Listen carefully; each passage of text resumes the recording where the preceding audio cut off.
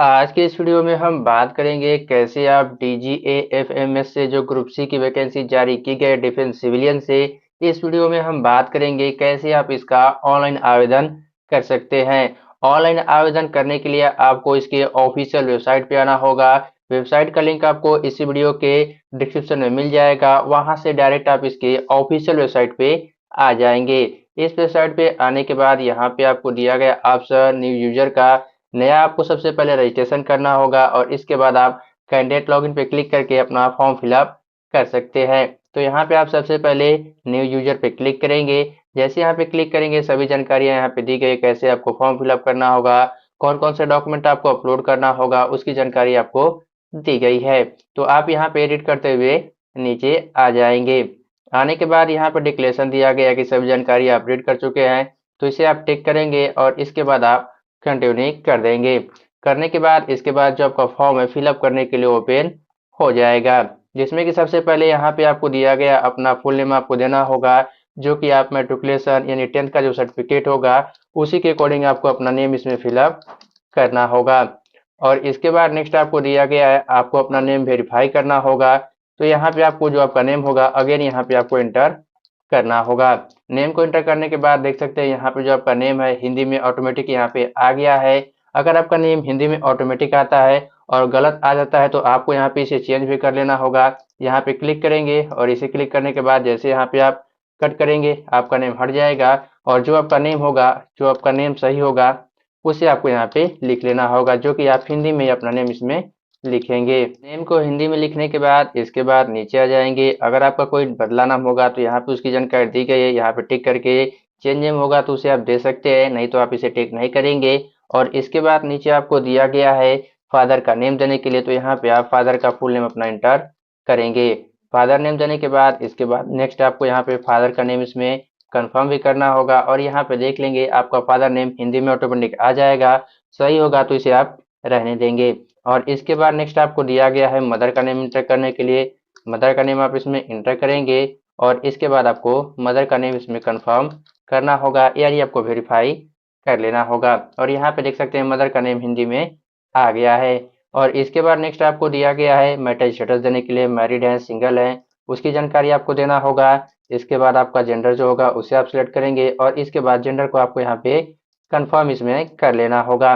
Gender confirm होने के बाद इसके बाद नीचे यहाँ पे जो आपका मोबाइल नंबर होगा उसे आप इंटर करेंगे और इसके बाद नीचे दिया गया आपको ईमेल आईडी को एंटर करने के लिए, जो आपकी ईमेल आईडी होगी उसे आपको एंटर करके इसके बाद आपको सेंड ओटीपी पे क्लिक करना होगा। जैसे आप ईमेल आईडी को एंटर करके ओटीपी को सेंड करेंगे इसके बाद जो आपके ईमेल पे ओटीपी आया होगा उसे आपको यहाँ पे इंटर करना होगा और इंटर करने के बाद इसके बाद आपको ओटीपी को वेरीफाई करना होगा। ओटीपी यहाँ पे देख सकते हैं वेरीफाइड सक्सेसफुली हो गया है। और इसके बाद नीचे आपको दिया गया है पासवर्ड को एंटर करने के लिए, तो आपके अपने अकॉर्डिंग यहाँ पे जो आपका पासवर्ड होगा उसे आपको एंटर करना होगा और इसके बाद आपको पासवर्ड को इसमें कंफर्म करना होगा।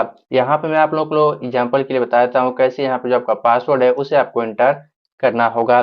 सबसे पहले आपको अल्फाबेट लेना होगा, कम से कम 3 या 4 आपको अल्फाबेट लेना होगा। इसके बाद आपको एक स्पेशल कैरेक्टर में @ कोई भी एक सिंबल ले सकते हैं और इसके बाद आपको नंबर लेना होगा। ऐसे यहाँ पे जो आपका पासवर्ड होगा उसे आपको यहाँ पे इंटर करना होगा। और इसके बाद नीचे आपको दिया गया है कैप्चा कोड, तो यहाँ पे आप कैप्चा कोड इंटर करेंगे और इसके बाद नीचे आपको डिक्लेरेशन दिया गया है कि जो आप नाम या जो भी जानकारी आप भरे हुए हैं सभी सही है। और यहाँ पे आपको क्लियरली मेंशन किया गया कि जो आप हिंदी में नेम भरे हुए हैं वो भी सही है, तो आप हिंदी में जो नेम भरेंगे अपना नेम, फादर नेम या मदर नेम, उसे आपको चेक कर लेना होगा। और इसके बाद नीचे आपको सेकेंड यहाँ पे टिक करना होगा कि सभी जानकारियाँ सही हैं और इसके बाद आपको सबमिट कर देना होगा। सबमिट करते ही जो आपका रजिस्ट्रेशन है सक्सेसफुली कंप्लीट हो जाएगा। और इसके बाद यहाँ पे देख सकते हैं रेफरेंस नंबर यहाँ पे आ गया है, इसे आप कॉपी कर लेंगे या अपना स्क्रीनशॉट लेकर के रख सकते हैं, जैसे अपना रखना चाहे रख लेंगे। और इसके बाद नीचे आपको दिया गया लॉगिन करने के लिए ऑप्शन, तो इस पे आपको क्लिक करना होगा। क्लिक करने के बाद ऊपर यहाँ पे आपको दिया गया रेफरेंस नंबर इंटर करने के लिए, जो आपको मिला होगा रेफरेंस नंबर उसे आपको यहाँ पे इंटर करना होगा। और इसके बाद जो अपना पासवर्ड बनाए होंगे उसे आपको इंटर करके इसके बाद आपको लॉगिन कर लेना होगा। जैसे आप लॉगिन कर लेंगे इसके बाद अगेन यहाँ पे इंस्ट्रक्शन आपका ओपन होगा, नीचे आएंगे और इसके बाद आपको कंटिन्यू कर लेना होगा। कंटिन्यू करने के बाद इसके बाद जो आपका फॉर्म है फिलअप करने के लिए ओपन हो जाएगा। इसमें कि सबसे पहले यहाँ पे आपको नेशनलिटी सिलेक्ट करना होगा, इसके बाद जो आपके पास आईडी कार्ड होगा, आईडी कार्ड अपना सिलेक्ट करेंगे और सिलेक्ट करने के बाद वह यहाँ पे आपको आईडी कार्ड का नंबर इसमें इंटर करना होगा।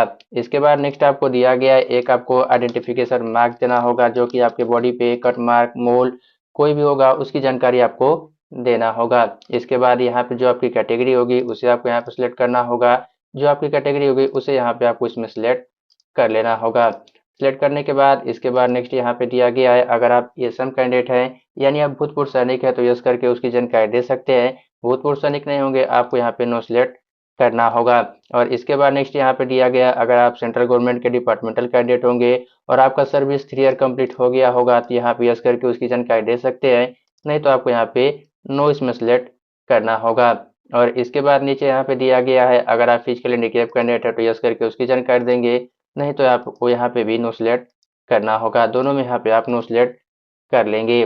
और इसके बाद नेक्स्ट यहाँ पे दिया गया जो आपका डेट ऑफ बर्थ है उसे आपको यहाँ पे कैलेंडर से अपना डेट ऑफ बर्थ इसमें सिलेक्ट करना होगा। डेट ऑफ बर्थ को देने के बाद यहाँ पे देख सकते हैं एज आपका ऑटोमेटिक यहाँ पे आ जाएगा और इसके बाद आपको सेव एंड कंटिन्यू करना होगा। इसके बाद नेक्स्ट में यहाँ पे आ जाएगा आपको कॉन्टैक्ट एड्रेस डिटेल फिलअप करने के लिए, जिसमें कि यहाँ पे सबसे पहले जो आपका परमानेंट एड्रेस होगा उसे आपको यहाँ पे कंप्लीट इसमें फिलअप परमानेंट एड्रेस को फिलअप करने के बाद इसके बाद नीचे आपको दिया गया है कोरस्पोंडेंट एड्रेस देने के लिए। अगर आपका दोनों एड्रेस यहाँ पे सेम होगा तो केवल यहाँ पे टिक करेंगे, दोनों आपका सेम एड्रेस फिलअप हो जाएगा। अगर आपका डिफरेंट एड्रेस होगा कोरस्पोंडेंस तो यहाँ पे आप टिक नहीं करेंगे और जो आपका कोरस्पोंडेंट एड्रेस होगा उसे आपको फिलअप कर लेना होगा। और इसके बाद आप सेव एंड नेक्स्ट करेंगे। नेक्स्ट करने के बाद इसके बाद जो आपका प्रेफरेंस का डिटेल है देने के लिए यहाँ पे आ जाएगा। तो सबसे पहले यहाँ पे आपको दिया गया एग्जाम सेंटर सेलेक्ट करने के लिए, तो जहाँ पे आप एग्जामिनेशन देना चाहते हैं यहाँ पे आपको 3 अलग अलग एग्जाम सेंटर आपको सिलेक्ट करना होगा। और सिलेक्ट करने के बाद इसके बाद जिस भी पोस्ट के लिए आप यहाँ पे आवेदन करना चाहते हैं यहाँ पे आपको इसमें पोस्ट सिलेक्ट करना होगा। पोस्ट को यहाँ पे सिलेक्ट करने के लिए बेसिकली यहाँ पे आपको पोस्ट पे क्लिक करना होगा। जैसे यहाँ पे क्लिक करेंगे यहाँ पे आपका पोस्ट ऑटोमेटिक यहाँ पे ऐड हो जाएगा। तो जिस भी पोस्ट के लिए आप यहाँ पे आवेदन करना चाहते हैं यहाँ पे आपको इसमें पोस्ट इसमें सिलेक्ट करना होगा। जो आपका क्वालिफिकेशन होगा उसी के अकॉर्डिंग अपना पोस्ट यहाँ पे आप इसमें सिलेक्ट कर लेंगे। देख सकते हैं जैसे यहाँ पे सिलेक्ट करेंगे पोस्ट यहाँ पे आपका ऐड हो जाएगा। अगर आप पोस्ट को यहाँ पे ऊपर या नीचे करना चाहते हैं तो यहाँ पे देख सकते हैं अप और डाउन का भी ऑप्शन दिया गया है। तो यहाँ पे जिस भी पोस्ट के लिए आवेदन करना चाहते हैं यहाँ पे आपको सिलेक्ट करके यहाँ पे आपको पोस्ट प्रेफरेंस में ऐड कर लेना होगा।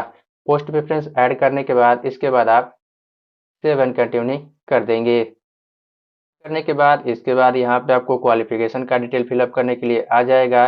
तो यहाँ पे आपको सिलेक्ट करना होगा सबसे पहले आपका जो मैट्रिकुलेशन का क्वालिफिकेशन डिटेल होगा उसे आपको यहाँ पे देना होगा। तो यहाँ पे आप एसएससी या 10th सेलेक्ट करेंगे।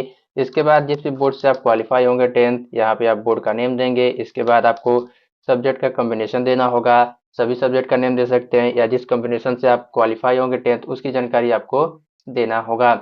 इसके बाद जो आपका पासिंग मंथ और ईयर होगा 10th का उसे यहाँ पे आपको देना होगा। देने के बाद इसके बाद जो आपका ऑब्टेन मार्क यानी जो आपका प्राप्तांक होगा उसे आपको देना होगा और इसके बाद जो आपका मैक्सिमम मार्क होगा उसे आपको इंटर करना होगा। इंटर करने के बाद यहाँ पे आपका जो परसेंटेज है ऑटोमेटिक यहाँ पे आ जाएगा। इसके बाद नीचे आपको यहाँ पे दिया गया है इंटरमीडिएट का डिटेल देने के लिए, तो यहाँ पे आप 12th या एचएससी सिलेक्ट करेंगे। इसके बाद यहाँ पे आपको बोर्ड का नेम देना होगा। इसके बाद यहाँ पे जो आपका स्ट्रीम होगा उसे आपको देना होगा। स्ट्रीम देने के बाद इसके बाद यहाँ पे जो आपका सब्जेक्ट कॉम्बिनेशन होगा, सॉरी यहाँ पे आपको साइंस लिखना होगा और इसके बाद यहाँ पे आपको जो आपका सब्जेक्ट का कॉम्बिनेशन होगा उसे आपको यहाँ पे देना होगा। देने के बाद इसके बाद जो आपका पासिंग मंथ और ईयर होगा उसे आपको यहाँ पे दे देना होगा।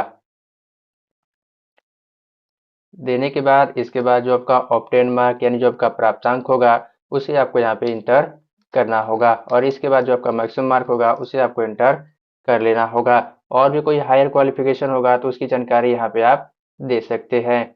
और इसके बाद यहाँ पे दिया गया है अगर आप यहाँ पे फायरमैन के लिए अप्लाई करना चाहते हैं तो यहाँ पे आपको बताया गया है इनसे आप ट्रेनिंग लिए हुए हैं कि नहीं फायर सर्विस में, तो यहाँ पे यस करेंगे। और इसके बाद यहाँ पे दिया गया अगर आप किसी ऐसे पोस्ट के लिए आवेदन करें जिसमें कि फिटर या इन सभी पोस्ट के लिए आवेदन करें तो आपके पास अप्रेंटिसशिप है कि नहीं उसकी जानकारी यहाँ पे आपको देना होगा। या होगा तो यस करेंगे, नहीं होगा तो आपको नो सिलेक्ट कर लेना होगा। और इसके बाद आप सेव एंड कंटिन्यू कर देंगे। और इसके बाद नेक्स्ट में आपको दिया गया है वर्क एक्सपीरियंस की जानकारी देने के लिए जिस पोस्ट में आवेदन कर रहे हैं अगर आपके पास कोई वर्क एक्सपीरियंस होगा तो उसकी जानकारी यहाँ पे आप फिलअप कर सकते हैं। अगर आपके पास एक्सपीरियंस होगा तो यस करेंगे, नहीं तो आपको यहाँ पे नो सेलेक्ट करना होगा और इसके बाद आपको सेव एंड कंटिन्यू कर देना होगा।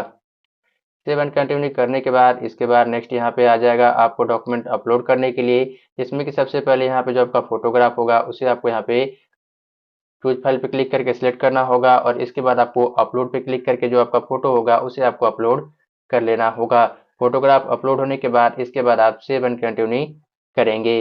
फोटोग्राफ को अपलोड करने के बाद इसके बाद नेक्स्ट में आ जाएगा आपको सिग्नेचर को अपलोड करने के लिए, तो यहाँ पे सेम तरीके से अपलोड करना होगा। आपको यहाँ पे चूज फाइल पे क्लिक करके सिग्नेचर को सिलेक्ट करना होगा और इसके बाद आपको अपलोड पे क्लिक करके जो आपका सिग्नेचर होगा उसे आपको अपलोड कर लेना होगा।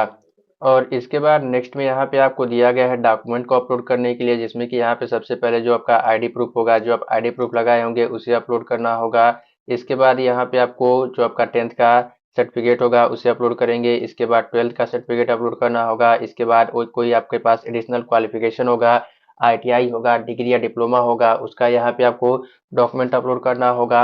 और इसके बाद अगर आप एससी, एसटी, ओबीसी या ईडब्ल्यूएस कैंडिडेट होंगे, जो आपका सर्टिफिकेट होगा उसे आपको यहाँ पे अपलोड करना होगा। और अपलोड करने के लिए यहाँ पे आपको बताया गया है फाइल का जो मैक्सिमम साइज होगा, यहाँ पे आप 1 MB तक अपलोड कर सकते हैं। और जो आपको फाइल अपलोड करना होगा केवल आपको पीडीएफ में अपलोड करना होगा। तो यहाँ पे आप अपलोड पे क्लिक करके जो आपका डॉक्यूमेंट होगा सभी डॉक्यूमेंट यहाँ पे आप अपलोड करेंगे। सभी डॉक्यूमेंट अपलोड होने के बाद इसके बाद आपको दिया गया ऑप्शन सेव एंड कंटिन्यू का, इस पे आप क्लिक करेंगे। सेव एंड कंटिन्यू करने के बाद इसके बाद नेक्स्ट में यहाँ पे आपका फॉर्म का जो प्रीव्यू ओपन होगा, तो जो भी आप जानकारी फिलअप किए होंगे सभी आप चेक करेंगे। वेरीफाई करने के बाद अगर आपका कोई भी डिटेल गलत होगा तो आपको सभी सेक्शन में एडिट करने के लिए ऑप्शन दिया गया है। देख सकते हैं यहाँ पे एडिट का ऑप्शन दिया गया है, ऊपर भी यहाँ पे एडिट का ऑप्शन दिया गया है। तो जो भी आप जानकारी भरे होंगे सभी आप वेरीफाई कर लेंगे। अगर आपका डिटेल कोई गलत होगा तो एडिट पे क्लिक करके उस सेक्शन में जा करके आप जानकारी को सही कर सकते हैं। अगर आपका सभी जानकारी सही होगा तो यहाँ पे आप आई एक्सेप्ट पे क्लिक करके और इसके बाद जो नीचे ऑप्शन दिया गया एप्लीकेशन फॉर्म सबमिट करने के लिए, सबमिट एप्लीकेशन का ऑप्शन, इस पे आपको क्लिक करके एप्लीकेशन फॉर्म को सबमिट कर लेना होगा। आई होप आपको कंप्लीट जानकारी मिल गई होगी कैसे यहाँ पे आपको डीजीए एफएमएस में ग्रुप सी के लिए ऑनलाइन आवेदन आपको कैसे करना होगा। अगर आपका कोई डाउट हो फॉर्म फिलअप करने के लिए तो आप कमेंट कर सकते हैं, वहाँ पे आपको जानकारी दे दूंगा। अगर आप इस चैनल पे पहली बार आए हुए हैं, चैनल को सब्सक्राइब कर लीजिए और साथ ही साथ बेल आइकन को दबा दीजिए। वीडियो को लाइक है तो लाइक कर दीजिए और अपने फ्रेंड के साथ शेयर भी कर दीजिए।